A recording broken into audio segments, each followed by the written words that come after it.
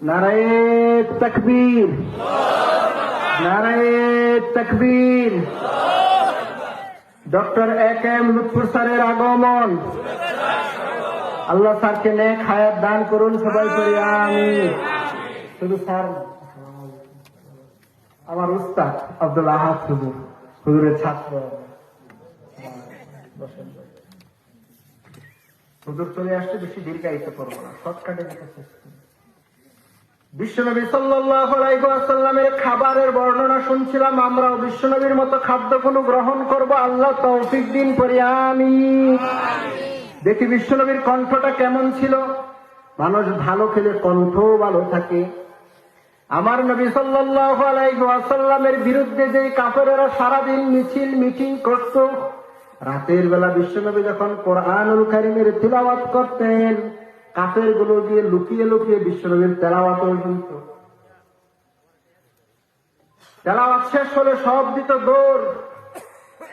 আর যাওয়ার পথে রাস্তা থাকতো একটা, এই রাস্তায় এসে একজন আরেকজনের সাথে দেখা হয়ে যেত, আর তারা নিজেরা একজন আরেকজনদেরকে গালি দিত। কি রে, সারাদিন তুই না নবীর বিরুদ্ধে স্লোগান দিস, তো রাতের বেলা লুকিয়ে লুকিয়ে নবীর তেলাওয়াত শুনতে আসিস কেন?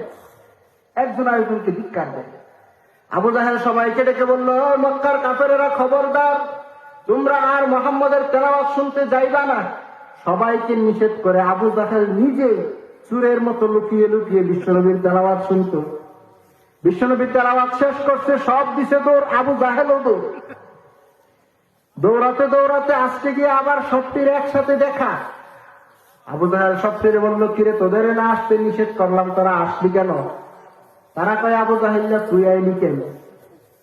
আবু জাহেল বলল, আমরা কাল থেকে আসবো না, আমিও আসবো না, তোরাও আসবি না, চল আমরা শপথ করি কেউ আসবো না।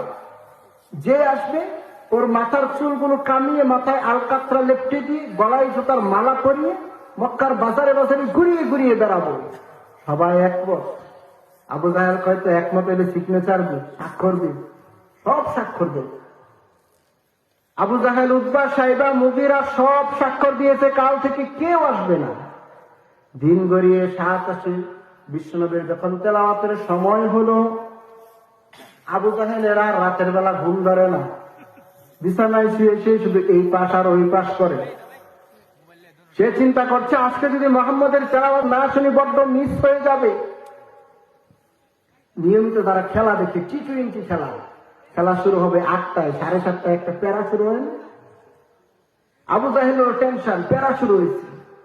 আবু জাহেল চিন্তা করছে, সব তীরে যেই রকম শেল্টিং দিছি, আজকে আমার বিশ্বাস একটাও তেলাওয়াত শুনতে যাবে না, শুধু আমি নিজে একটু লুকিয়ে লুকিয়ে যাই। উতবা, সাইবা, মুগীরা সবটি যার যার ঘর থেকে একই চিন্তা করছে। আজকে রাত্রেও আবার সবগুলো গিয়ে একসাথে একত্রিত হয়ে গেছে। সুবহানাল্লাহ। এই নবীর কণ্ঠনা যত সুন্দর ছিল, নবীর চরিত্র ছিল আরো বেশি সুন্দর। বিশ্বনবী সাল্লাল্লাহু আলাইহি ওয়াসাল্লামের বিরুদ্ধে যেই কাফেরগুলো মক্কায় মিছিল মিটিং করত, এই কাফেরগুলো আবু জাহেলের দল করত, উতবার দল করত, সাইবার দল করত, কিন্তু ওদের কাছে টাকা পয়সা জমা রাখতো না। ওরা টাকা পয়সা জমা রাখতো আমাদের বিশ্বনবীর কাছে। বিশ্বনবী যেদিন মক্কা থেকে মদিনায় চলে যাবেন, ওই দিন কাফেরদের স্বর্ণ মুদ্রা, গলার মালা, হাতের মালা, কানের দুল, নাকের ফুল সবকিছু বিশ্বনবীর কাছে জমা ছিল। বিশ্বনবী চাইলে এগুলো নিয়ে মদিনায় চলে যেতে পারতেন, কিন্তু নিয়ে যায় না। আলীকে বললেন, আলী এইগুলো তোমার কাছে রাখো, তুমি আমার ঘরের ভিতরে থাকো, আমার বিছানায় শুয়ে পড়ো। কাল যখন মক্কার কাফেরেরা আমাকে খুঁজতে আসবে, ও আলী তুমি এই সবগুলো তাদেরকে বুঝিয়ে দিবে। আমার দেশের নেতা হইলে তাদের কাছে টাকা পয়সা হইলে নেতারই খুঁজে পাওয়া যেত না। নেতাও নাই, টাকাও নাই, নেতায় টাকা নিয়ে ভাগছে, ঠিক না? আমাদের দেশের নেতারা তো এমনি তাদের কথার মিল নাই। তারা বলে পালাবো না, কিন্তু পালিয়ে যায়। বলে থাকবো, কিন্তু থাকে না। বলেছিল যাব না, কিন্তু পরে তারে খুঁজে পাওয়া গেল না, ঠিক না?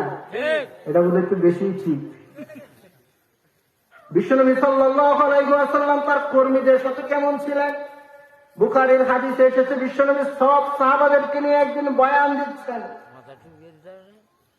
পুরোটা মজলিস পরিপূর্ণ, মজলিসে আর একটা তিল ধারণের জায়গাও নেই।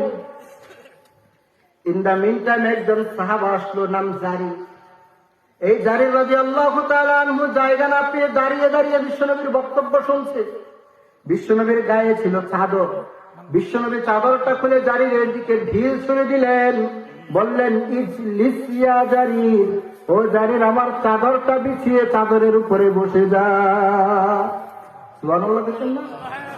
আর ওই দিন ফেসবুকে দেখছিলাম আমার দেশের নেতারাকে কর্মী চেয়ারে বসে গিয়েছে, নেতা লাঠি মেরে চেয়ার থেকে ফেলে দিয়েছে।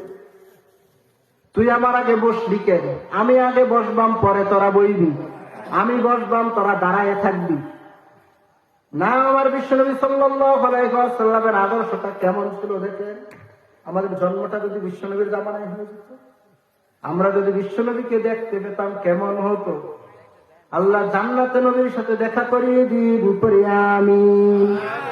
জন্ম আমার নবীর যুগে হলে কেমন হতো, জন্ম আমার নবীর যুগে হলে কেমন হতো।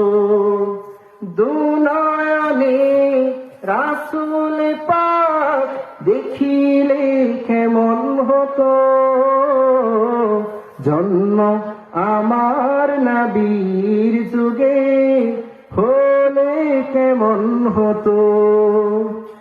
আসত ভেসে হযরতে বিলালের মধুর আযান, সে আযানে ছিল এমন প্রেম মুগ্ধ রহমান।